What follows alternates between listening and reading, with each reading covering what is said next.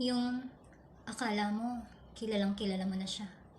Pero, ang dami niya pa palang tinatago. Charot! So, welcome back to our vlog! 안녕하세요. 여러분 안녕하세요. 차르쌤입니다. So, we are on our 5th lesson sa 50 lessons with Chelo Sim. And yun, may pahugot tayong kanina kasi related doon yung topic natin today. So, we will study kung ano yung mga deeper meanings or iba pang meaning ng mga basic Korean expressions na alam na natin. So, before that, let's go to our shout out. Dito. So, shout out to MCC family. Annyeonghaseyo guys.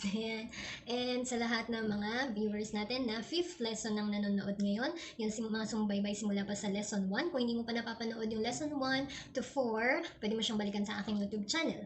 Dito mismo. Okay? So, before we move forward sa lesson for today, let us check the homework. Yan. So, alam ko kasi na medyo sumakit yung ulo mo sa lesson last week. Yung iba parang lalagnatin pa daw. Ayan. So, kaya ang gagawin natin ay medyo light lang naman yung lesson natin for today. So, let's check the homework. Are you ready? Are you ready to know your scores sa lesson natin last week, which is all about numbers? So, let us check now. So, instruction ko was yung 1 to 5 ay in Sino-Korean number, and then yung 6 to 10 is in native Korean number. So, yun yung gagamitin natin. Okay? So, let us check the Sino-Korean numbers from 1 to 5. Okay, so, first digit is 590. So, to say 500, that is O-P. Ubek. And then 90 is Kuship. So 190 is Ubekuship. 590. Okay? And then number 2, 4,365. How to say 1,000? To say 1,000, that is ton. So 4 is sa ton 300. Sambek. Sa ton sambek 65 is Yukshibo. Yukshibo. So 4,365 is Sachon Sabek Yukshibo. And then Man Ichon Ubek.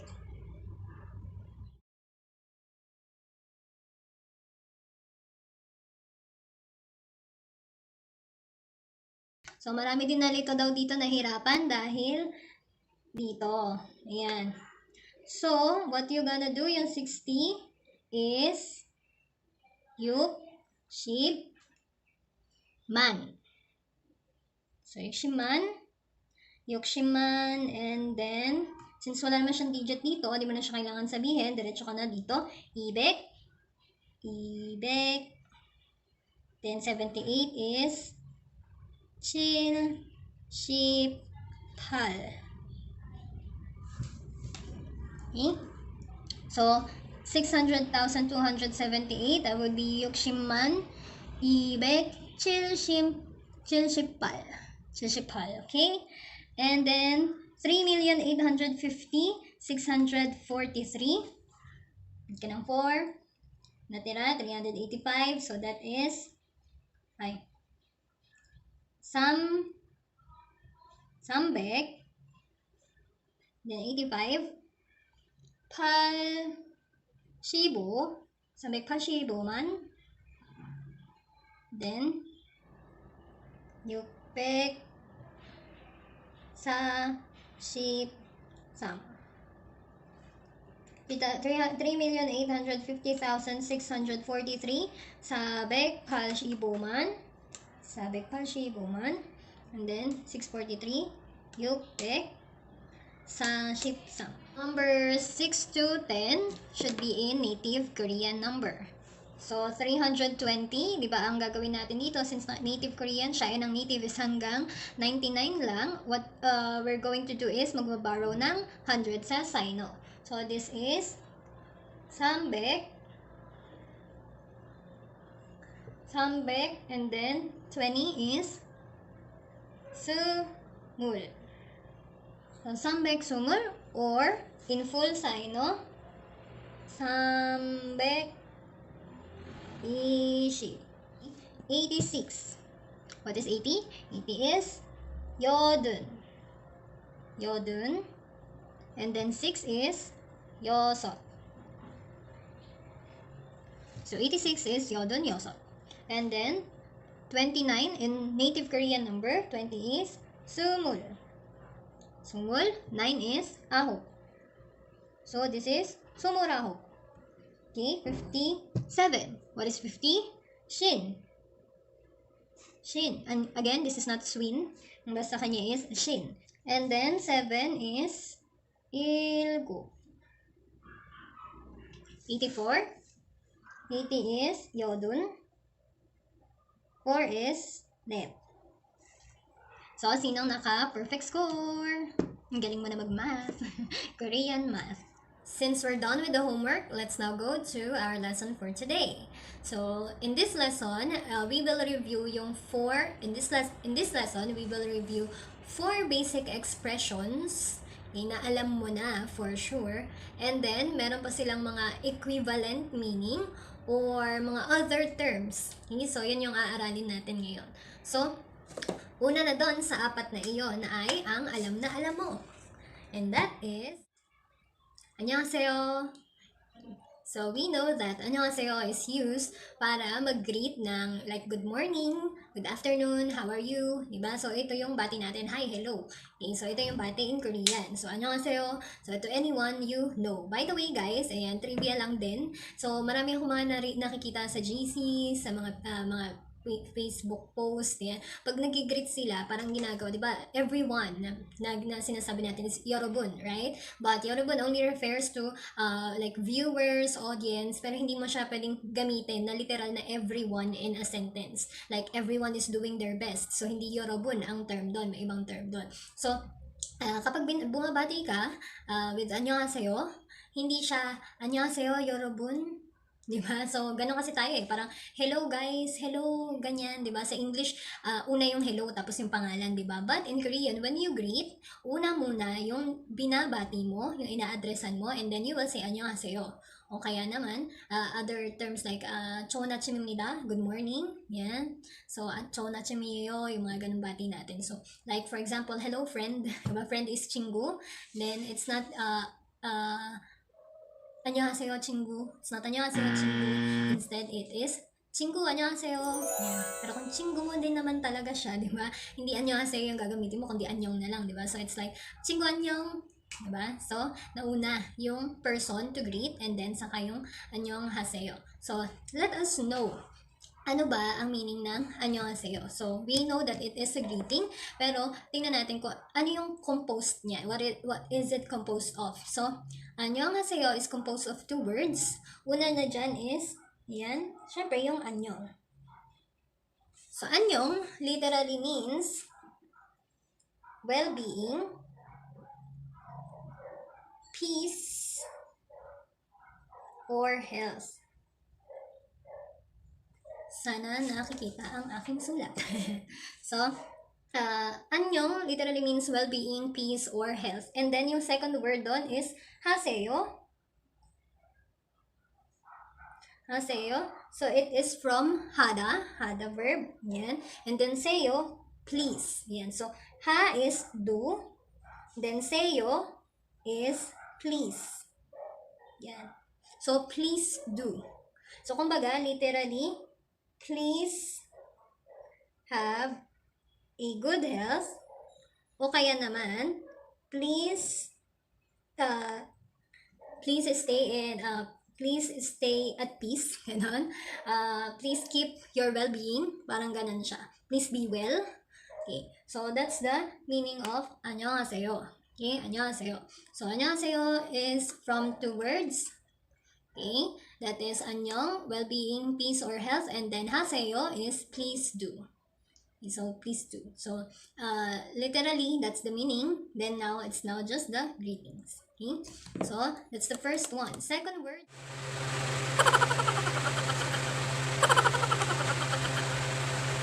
The second word is 감사합니다. 감사합니다. So of course, you know this one to mean Thank you, right? Thank you. Pero paano ba nabuo ang word na 감사합니다? So, katulad ni 안녕하세요, it is also composed of two words. So, what are those two words? First one is 감사, which means appreciation, thankfulness, ganyan, or gratitude.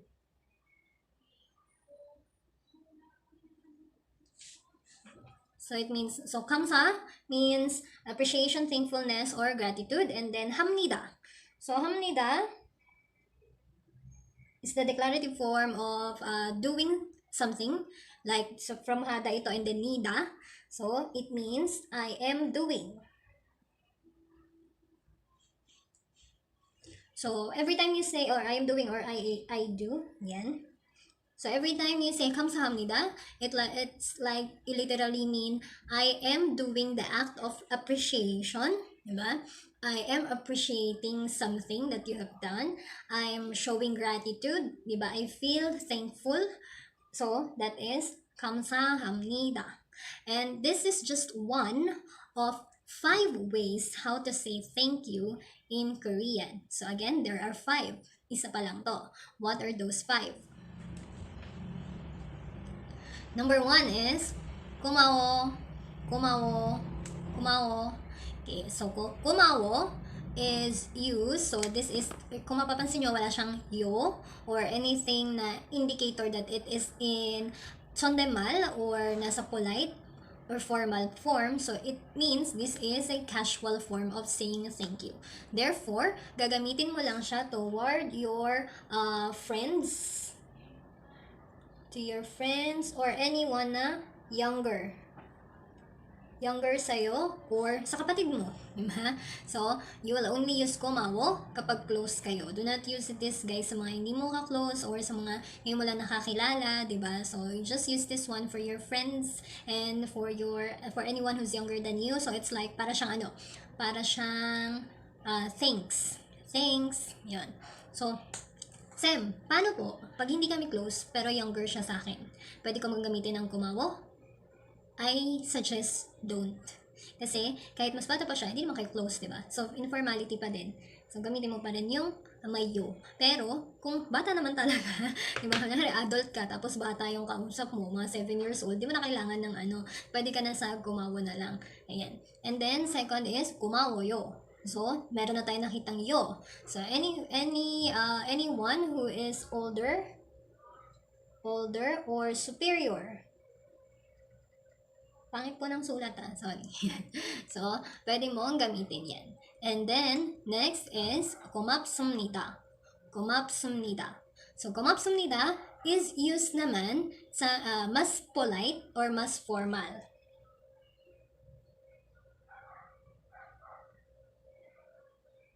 So, for example, sa boss or anyone na ginagalang mo, you can say 고맙습니다. 고맙습니다.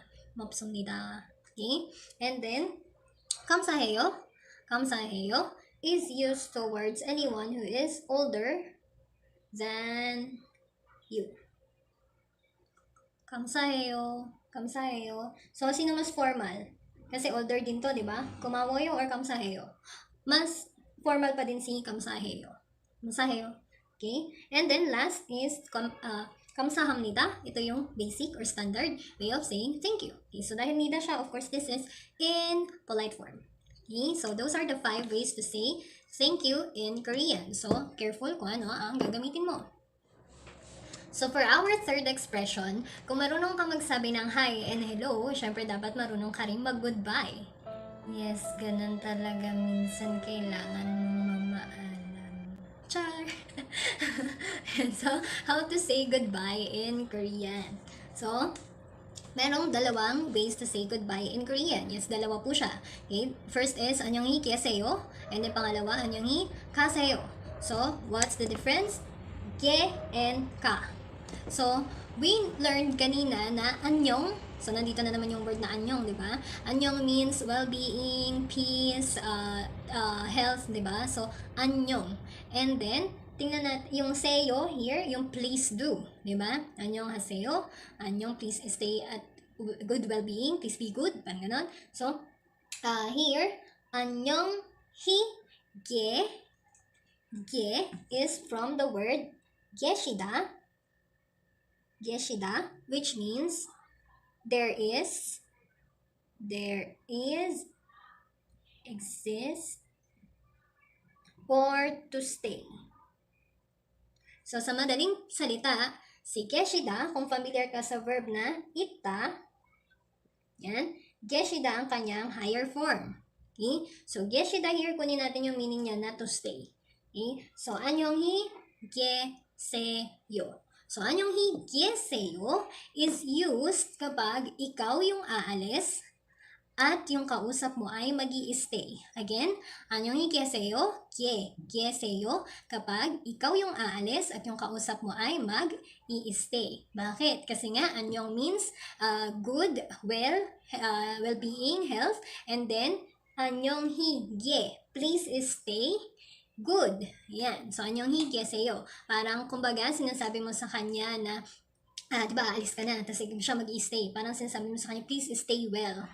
So, stay well, stay good, stay healthy, ganun. So, kasi nga, siya yung mag-i-stay. So, ang keyword mo dyan is the 계시다, which means to stay. Diba? So, again, pag siya yung mag-i-stay, ikaw yung aalis, you will say, 안녕히 계세요. Now, yung pangalawa, 안녕히 가세요. So, obviously there, ka is from the verb 가다. 가다 means to go. To go.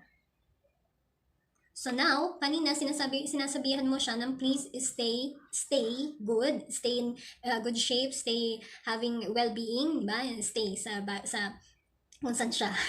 So, stay. Now, sinasabi mo sa kanya, please go well. Ayan. Please go healthily. Please go peacefully. Parang namatay lang. please go well. Parang ganon. 안녕히 가세요. 안녕히 가세요. So, sasabihin mo ito kapag ikaw yung mag-i-stay, tapos yung kausap mo naman ang aalis. Again, ikaw yung mag-i-stay, yung kausap mo ang aalis. Kasi nga, sinasabihan mo siya ng seyo, pero hindi mo naman siya pinapalayas. Instead na sinasabi mo sa kanya, umalis ka ng matiwasay. So, please go peacefully. 안녕히 가세요. Ayan, ka. So, remember the keywords, ke and then ka. Keseyo, pag siya yung mag-i-stay, ikaw yung aalis. Kaseyo, pag siya yung aalis, ikaw yung mag-i-stay. Paano? Pag parehas kayong aalis. Halimbawa, nagkasalubong kayo ng kaibigan mo, tapos nagchika-chika na kayo sa daanan, syempre magpa-part ways kayo, parehas kayong aalis, hindi naman mag-i-stay yung isa kung saan mo siya nakasalubong, di ba? So, what you should use? You should use, 안녕히 가세요. 가세요. Kasi, alis din siya eh. Alis ka din. So, alis kayo alis. So, 가세요. Okay? So, that's why, kung napapansin nyo, every time I end this vlog, diba, pag nag-goodbye ako sa inyo, what I usually say is, 안녕히 가세요. Diba? So, 가세요. Kapag parehas kayong aalis. Fourth word is 죄송합니다. 죄송합니다. So we all know that 죄송합니다 means I'm sorry. I am sorry. Gloria lang ang peg, di ba? So 죄송합니다 means I'm sorry in Korean. So again, it is also composed of two words, which is, syempre, 죄송. So 죄송 means apology, being sorry, or feeling ashamed.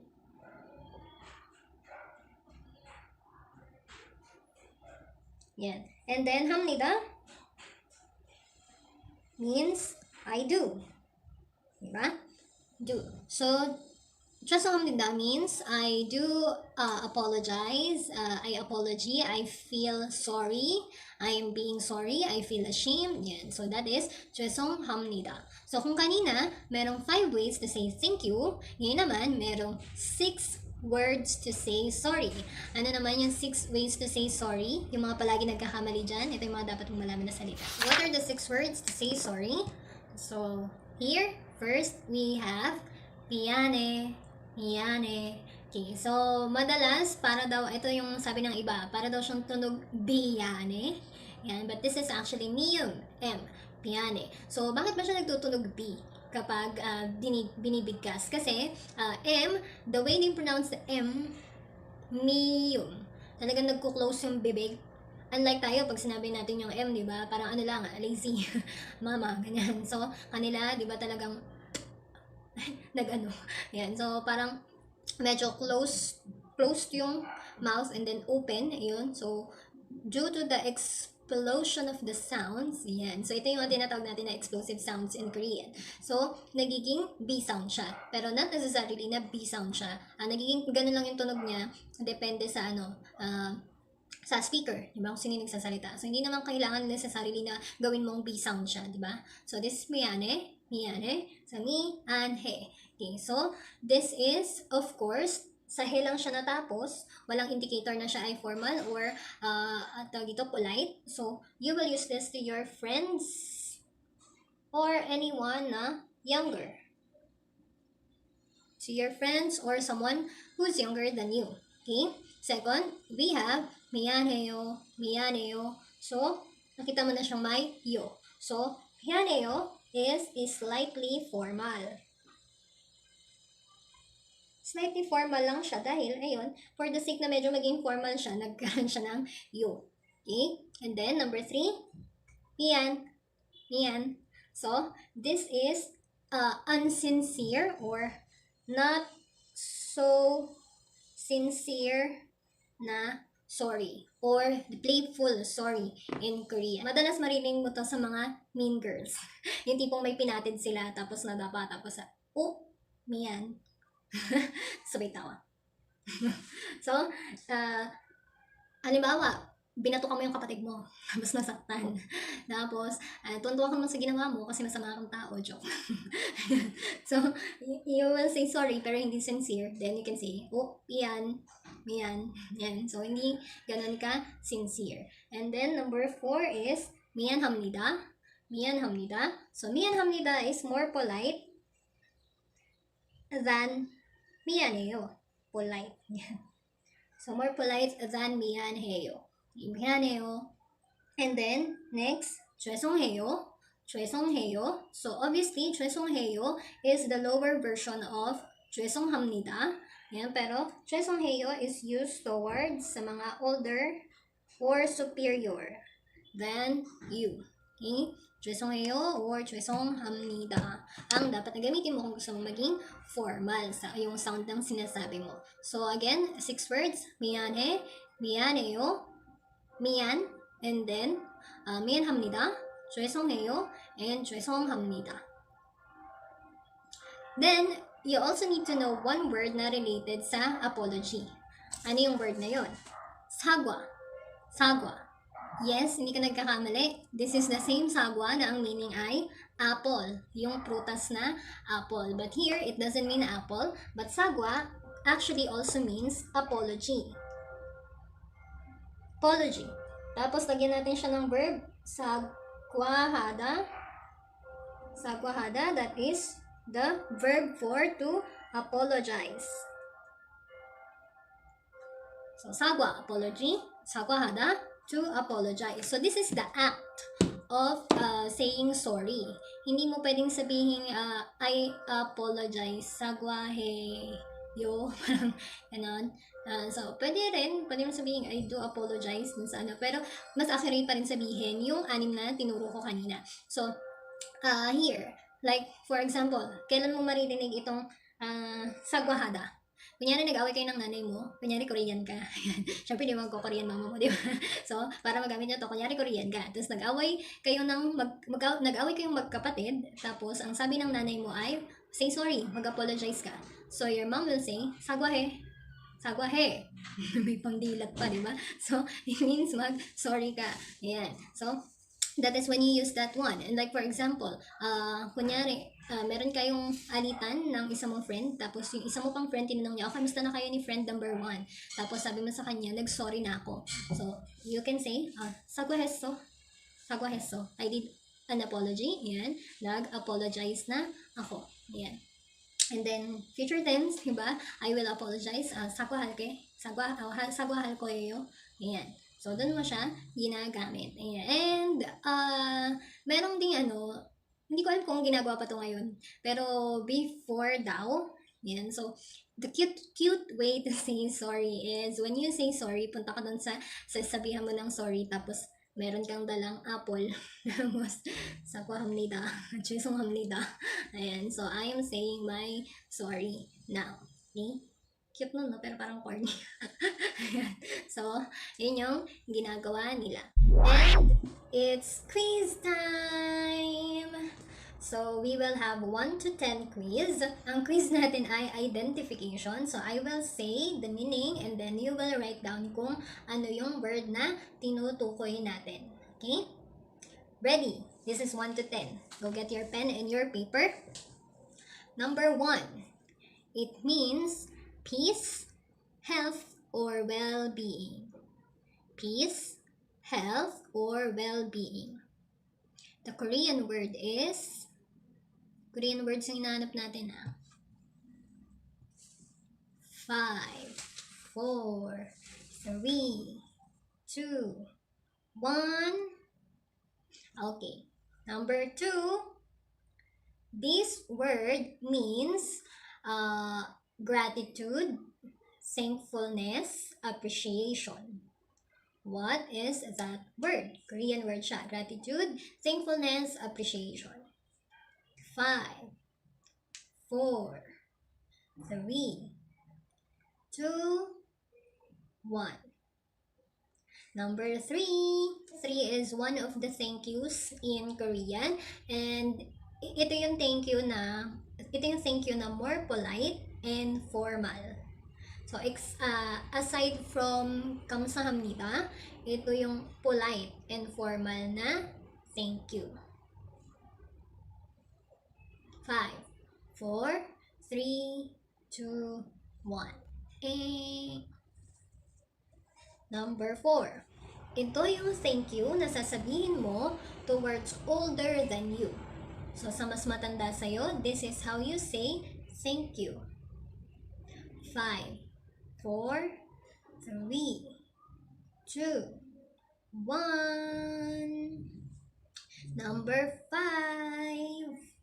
Number 5 is thanks in Korean. Thanks. So you use this towards your friends or younger than you.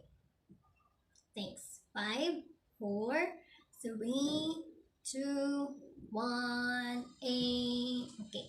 So number 6. Ito yung sasabihin mo kapag ikaw yung mag-i-stay at yung kausap mo ang aalis. Again, paano ka mag-goodbye kapag ikaw yung mag-i-stay tapos yung kausap mo ay aalis. 5, 4, 3, 2, 1. Number 7. Number 7, paano naman kapag ikaw yung aalis, tapos yung kausap mo yung mag-i-stay? Ano ang sasabihin mo?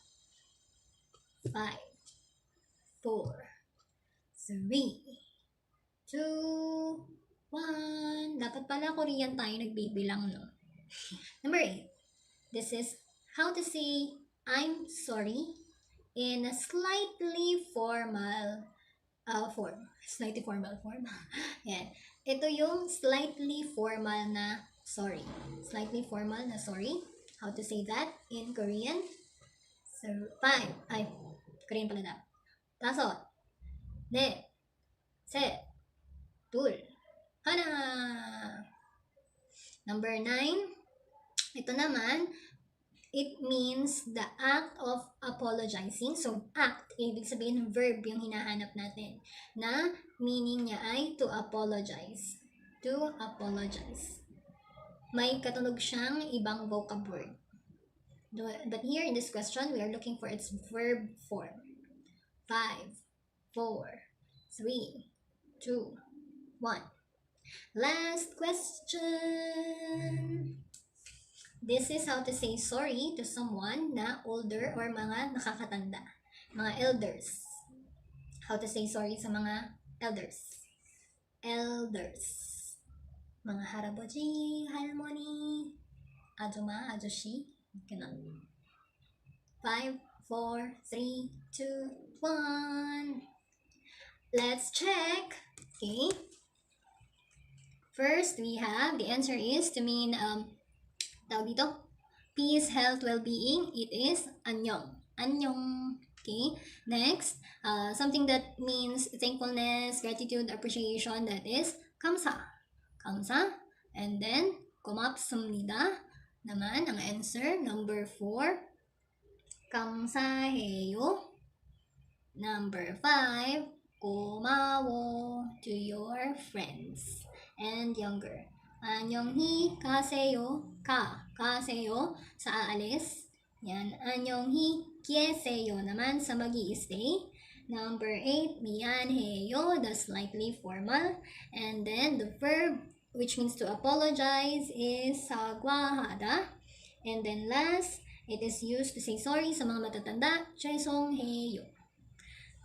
Ilan ang score mo? Comment naman dyan. So guys, did you learn a lot today sa ating trivias about the basic expressions na mga alam mo na? Or mas marami ka pa bang nalaman ngayon? Sa next lesson natin, we will learn some essential verb na kapag alam mo itong verb na to, marami kang iba pang pwedeng masabi. This is a very essential verb na pag alam mo kung paano ito gamitin, then you can say, you can even describe something using this verb. So, abangan yan sa next lesson natin. So, thank you for watching guys. If you haven't subscribed to this account or to this channel, click subscribe now. And ring mo na din ang notification bell para updated ka sa mga susunod na lessons natin. So, this is lesson 5 of 50 lessons with Cello Sim. I'll see you on lesson 6. 안녕히 가세요. 안녕히 가세요. Bye-bye. Yung akala mo kilalang-kilala mo na siya. Pero ang dami niya pa palang tinatago. Charot! Okay, so welcome back to our vlog.